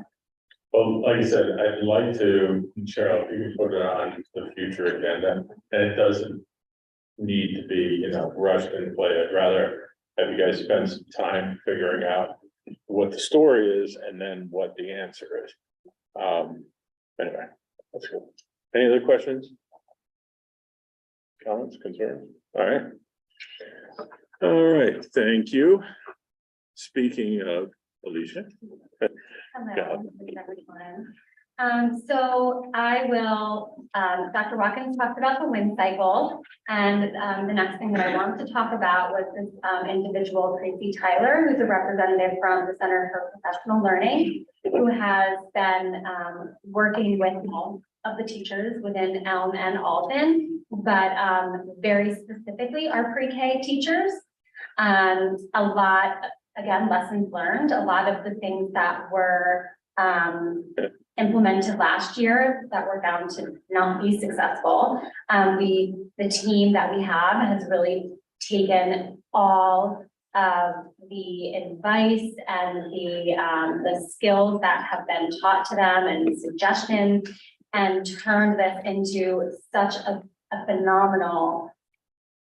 These kids are thriving. They focus a lot on purposeful play. So not just having kitchen sets and, I mean, these kids are creating, habitats with little beanie babies where they're making, you know, they're making aquariums and then they're pretending to be like individuals and they're learning roles and they're like very purposeful. Post-op, right now it's space unit, so they've transformed like the corners of their classrooms into different space themes and what does an astronaut do, what does this person do? And they're just incredible. I'm very proud of the work and the effort that they really put into all of this. I actually have had 2 parents request to come visit the school because they are interested in the pre-K. So I had one last Friday and I actually had one about a month ago after students had left. So I think that word on the street is that they're happy with what we're offering. Having pre-K be something that I had my own pre-K at one point. It just exceeds expectations. So shout out to the pre-K team because they're phenomenal. Again, with Ruler, we continue to work with the teachers on implementing SEL into our curriculum. They're working on their own charters so that we had our building charter where we found our words that kind of make us who we are in Elm. And then the teachers went to work on their own charters. That way, when it comes time to implement them in the classroom, they know how to have the students work on creating their own classroom charter and really be a part of it. As far as safety updates, I've done a lot of work with Elm teachers, ensuring that they all are very aware of the safety plans that are in place. The last professional superintendent conference day, I did professional development with them in the form of like a Jeopardy game where we really went over a lot of different scenarios, because I find that scenarios have them think more than answering specific questions that they can read from a book. So such as you're outside on the playground, you see a strange car slow down, what's the first thing you do? Of course, the first thing you do is get the kids inside and then call for help. But those like very real scenarios that we don't typically think about. So I had a survey at the beginning of the year that asked specific questions regarding the safety plan, their level of knowledge, their just how they felt about the safety plan in general. And then I also went through during winter break and updated all of the evacuation maps. I had the safety team individuals mapped out on them, where every fire extinguisher is located on the map, so it's very clear. And then I actually just gave them at the faculty meeting yesterday another survey with the same questions, and it did show a lot of improvements. I can actually get that for you as far as percentage increases, but I am really happy with it. There has been a high level of interest in CPR certification for aides, teachers, so hopefully that's something that we talked about that we can work on. So for special highlights, I'm really excited that we had our second Blue Ribbon Blazer assembly last Friday. These are great in that they're different than a student of the month as far as grades and such. It really does focus on some kind of value or trait. And last month we focused on active listening. This month we are focusing on showing ambition and perseverance. So those students were recognized, parents are invited in, and the kids really look forward to the assemblies. I roll in my little speaker and my microphone, and we have a great time. We had mindful movements come. They come on Friday for the second time. The kids really, there was amazing feedback. It's not just like a physical activity for them, but it really helps with their regulation skills and their fine and gross motor skills and active listening and all of those things, and great feedback from the parents, from the teachers, from the students. So we have that again this Friday, and then the other classes will have them next week. We had an author visit from our own French teacher, Della Ferrari, who, fun fact, my son's first favorite book was How Will I Ever Sleep in This Bed? Full circle, she wrote that book. I literally was blown away, but, so for some fun upcoming events, we have Kilowatt Kitchen, which is sponsored by Central Hudson. It's about energy saving electric, but it's a play that kind of comes. One thing that's not on here that was finalized, we have, Mobile Ed Production.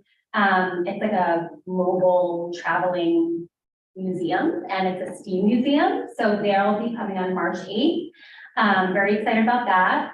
Really excited to bring back the spring pageant, and something not on here, but drum roll, Grandparents' Day. I'm really excited.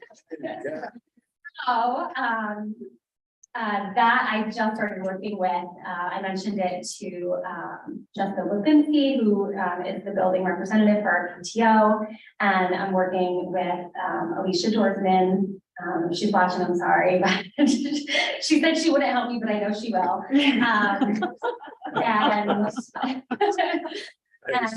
we have great visions, and I'm really excited to bring back so many of these things that used to be there that people are wondering where they are, and I'm glad to be a part of all of that. So I couldn't be happier with everything that's going on in Elm Drive right now. Very good, very good. And I hope you understood my comment. It's not like, gotta find out if they're doing a good job.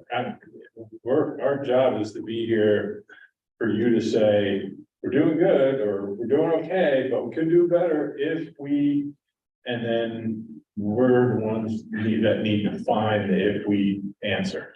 So I will say that I'm really excited to know that the amendments to that grant were approved, because I think that sensory path, it's not just one section, it will be in multiple places throughout the building. I think that will be great. Also, we moved all of the conference tables out of the Imagination Station, and we are using that.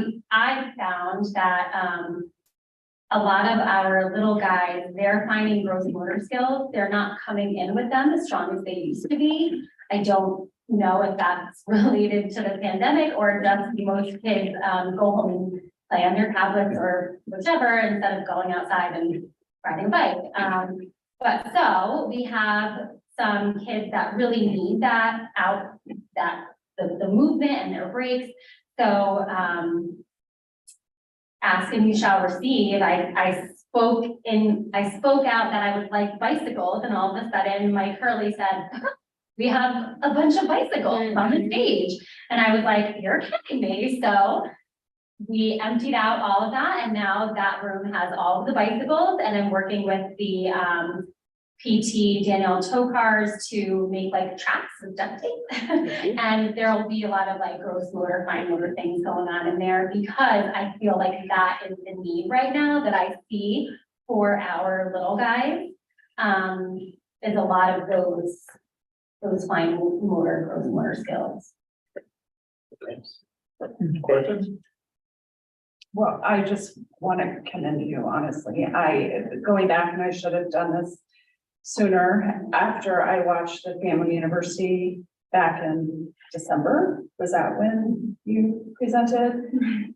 So for those of you who have not seen that Family University on all the SEL going on at Elm, like, it's recorded. Please watch it. I was so impressed.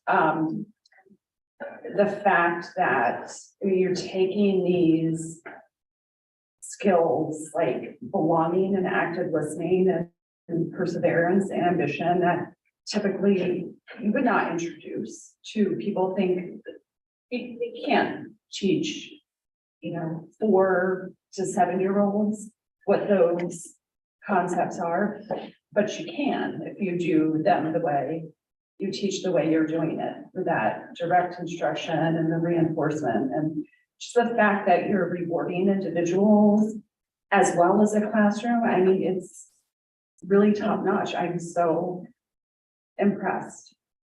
So, Teachers, we've all worked as a great team. It's a great community to be a part of, so thank you. yeah. And then my other question, because you brought it up, CPR certification, just to think about, I don't know, I mean, I'm a Girl Scout troop leader, and I know that the Millbrook Fire Department trained all of our troop leaders. They just asked for a donation. I don't know if, you know, this is something we can look into. I know it's not required legally, but if our staff and teachers are expressing that want, and it would help them feel more comfortable in their work environment. I mean, I think we have the resources in our community to work something in. They were teaching something into the, I think, town employees today in the town hall. The fire department was there, the troopers were there. I'm sure if that's something that the district wants to do. There are many heart saver instructors that are looking to keep their instructor status, and they need to have people to teach. That being said, any of the local fire departments and there are numerous, well, there are many in the Millbrook Central School District. You know, Millbrook is a good place to start, but there are others, Unionvale, East Clinton, that do have these people that would probably be more than happy to teach anybody who would certify anybody who would be willing to be certified. Yeah, we can look into that. All right. I had a Very good. question, I'm sorry. For the Blue Ribbon Blazer assemblies, is that any parents of Elm students can attend, or just the parents of the recipients of the award? So, it's parents of the recipients of the award. Other parents could attend, but unfortunately, it's also it's a small APR. So we have the back two tables down for the parents of those who are being awarded. And then we have the whole group.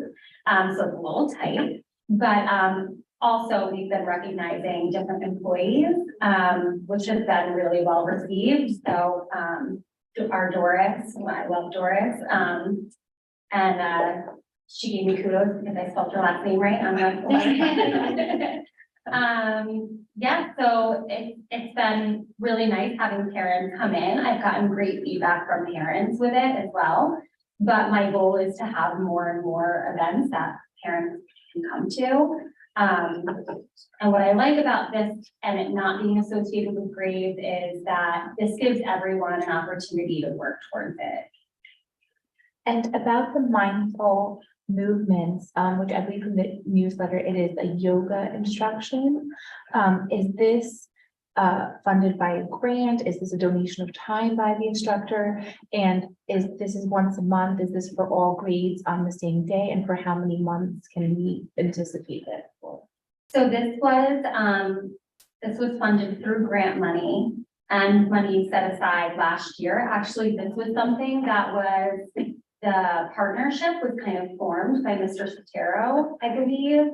And then I kind of picked up where it was left off. But that being really big in the SEL, and helping with just like breathing techniques and there are many things that yoga, mindful movement, can help with for students. It is pre-K through 2. Initially pre-K wasn't part of it, but because pre-K is such a big part of our building, I felt it necessary to include them. So we did amend that. So pre-K would participate. Every grade gets to enjoy, it's a 45-minute block once per month. So it's broken up because we have the 6-day cycle. It really, I try and have it be during a non-reading or math time. So it really, the schedule doesn't really come out until, because it can be impacted by snow or delays, so, but everyone does get it once a month. And this will be till June? This will be through June. Great, thank you. Any other questions? Thanks, Alicia. You're welcome. All right. Questions from the public? All right, future agenda items, you guys see them, I think we just added one. That's more of an executive session. With that, do I have a motion to go to executive session? Do I have a second? I'll second. Just so everybody's aware, when we come back from executive session, we may have made decisions or directions during executive session that need to be actionable in public session. So the meeting doesn't necessarily just end with the end of the executive session. So if you want to catch it, stay tuned. All right, all in favor? Aye. Any against? All right.